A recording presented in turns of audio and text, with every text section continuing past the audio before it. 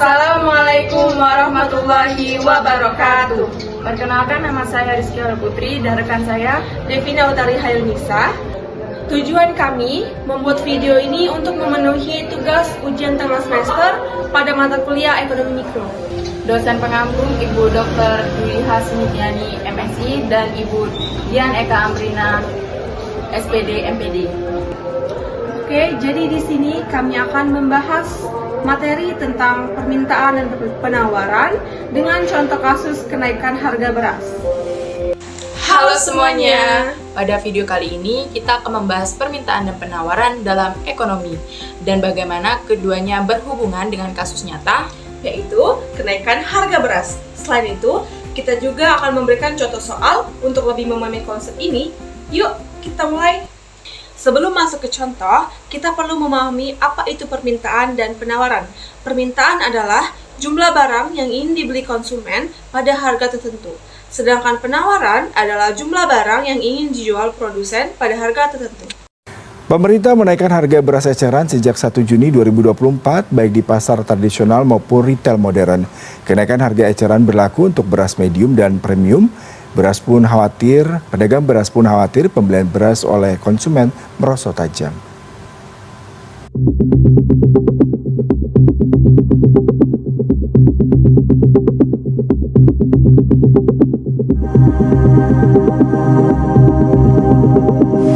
Kalau beras relasi masih normal, tapi kemungkinan sih naik ya. Dengar-dengar kemarin di agen juga sebagian ada yang naik, ada yang turun. Tapi kalau bisa sih jangan sampai dinaikin lagi. Kasihan para penjual, para pembeli juga. Lumayan sih agak berat. Sekarang kan pembelinya juga agak kurang, Pak. Agak kurang? Iya. Kalau dulu 9, 10. Ini kan udah masih tinggi, maunya turun lagi. Seperti itulah keluhan yang dirasakan sejumlah warga di Pasar Kemayoran, Jakarta Pusat ketika pemerintah menetapkan kenaikan harga beras eceran baik di pasar tradisional maupun di retail modern sejak 1 Juni kemarin. Kenaikan harga beras pun dikeluhkan para pembeli dan pedagang. Bahkan dampak kenaikan harga beras dirasakan langsung oleh para pedagang karena omset mereka menurun. Contoh kasus yang akan kita bahas adalah kenaikan harga beras. Kenaikan harga beras bisa disebabkan oleh berbagai faktor, seperti cuaca buruk yang mengganggu produksi, kenaikan biaya distribusi, atau peningkatan permintaan karena faktor lain seperti musim atau hari raya. Oke, selanjutnya dampak kenaikan harga terhadap permintaan dan penawaran. Ketika harga beras naik, ada dua hal yang terjadi di pasar. Yang pertama, menurut hukum permintaan beras akan menurun karena konsumen akan membeli lebih sedikit. Kedua, di sisi penawaran akan meningkat karena produsen akan lebih tertarik untuk menjual beras dengan harga yang lebih tinggi. Harga beras per kilogram di pasar saat ini adalah 10.000. Ketika harga beras naik menjadi 12.000, jumlah permintaan beras turun dari 1.000 kg menjadi 800 kg. Sementara jumlah penawaran beras meningkat dari 1.200 kg menjadi 1.400 kg. Pertanyaannya, tentukan koefisien elastisitas permintaan dan koefisien elastisitas penawaran berdasarkan data tersebut.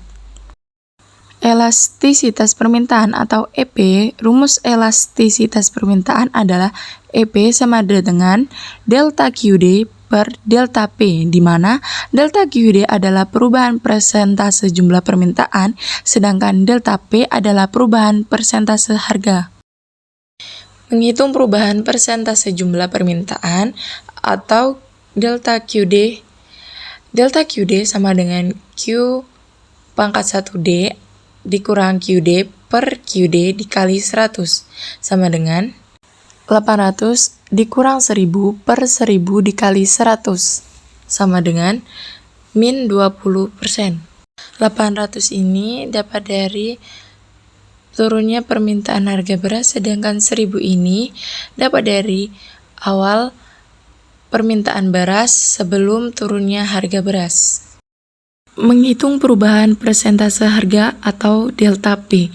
Delta P sama dengan P pangkat 1 dikurang P per P dikali 100 sama dengan 12.000 dikurang 10.000 per 10.000 dikali 100 sama dengan 20%. 12.000 dapat dari harga naiknya permintaan beras, sedangkan 10.000 dapat dari permintaan beras pada saat ini. Sehingga elastisitas permintaan adalah EP sama dengan min 20% per 20% sama dengan min 1. Elastisitas permintaan sebesar min 1 menunjukkan bahwa permintaan beras bersifat elastis 1 banding 1 atau sebanding dengan perubahan harga.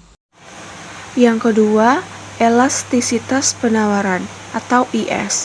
Rumus elastisitas penawaran adalah IS sama dengan delta QS dibagi delta P, di mana delta QS adalah perubahan persentase jumlah penawaran. Menghitung perubahan persentase jumlah penawaran, delta QS sama dengan QS1 dikurang QS dibagi QS dikali 100 sama dengan 1400 dikurang 1200 dibagi 1200 dikali 100 sama dengan 16,67%. Sehingga elastisitas penawaran adalah IS sama dengan 16,67% dibagi 20% sama dengan 0,833. Elastisitas penawaran sebesar 0,833 menunjukkan bahwa penawaran beras bersifat inelastis atau tidak sebanding dengan perubahan harga. Kesimpulannya, elastisitas permintaan beras adalah min 1, yang berarti permintaan sangat responsif terhadap perubahan harga. Yang kedua, elastisitas penawaran beras adalah 0,833 yang berarti penawaran kurang responsif terhadap perubahan harga. Berikutnya ada 3 solusi kenaikan harga beras. Yang pertama, stabilitas harga melalui cadangan beras. Pemerintah bisa menggunakan cadangan beras nasional atau CBN untuk menstabilkan harga beras saat terjadi lonjakan harga. Dengan mengeluarkan cadangan beras ke pasar, pasokan bisa ditingkatkan sementara pemerintah tetap terjaga. Yang kedua, pengendalian impor dan ekspor. Pemerintah juga bisa mengatur impor dan ekspor beras untuk memastikan ketersediaan beras di pasar domestik tetap mencukupi tanpa mempengaruhi harga secara drastis. Jika perlu, impor beras bisa dilakukan untuk menutupi kekurangan dalam negeri. Yang ketiga, program ketahanan pangan di tingkat lokal. Mendorong masyarakat dan daerah-daerah tertentu untuk membangun ketahanan pangan, misalnya melalui program pertanian mandiri di tingkat rumah tangga dan komunitas, guna mengurangi ketergantungan pada pasar beras. Permintaan dan penawaran Kunci untuk mengatasi kenaikan harga beras. Sekian video dari kami akhiri. Wassalamualaikum warahmatullahi wabarakatuh.